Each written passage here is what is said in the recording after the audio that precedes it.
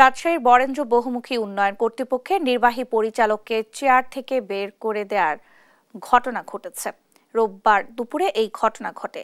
জানা যায়, কর্মচারীদের একটি গ্রুপ নির্বাহী পরিচালক শফিকুল ইসলামকে জোর করে তার চেয়ার থেকে তুলে অফিস থেকে বের করে দেন।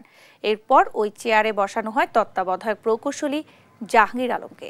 যদিও মন্ত্রণালয় থেকে জাহাঙ্গীর আলমকে কোনো দায়িত্ব দেওয়া হয়নি।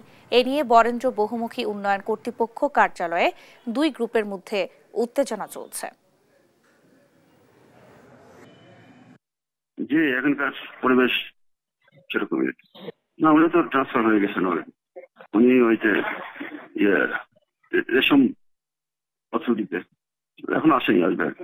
বলেন, একজন ইডি ছিল, তার মন্ত্রণালয় থেকে ছিল, ইডিকে তাড়িয়ে দিয়ে নতুন ইডি নিজে, মানে কোনো মন্ত্রণালয়ের চিঠি নাই, বিনা চিঠিবিহীন সে ইডি হয়ে বসে আছে।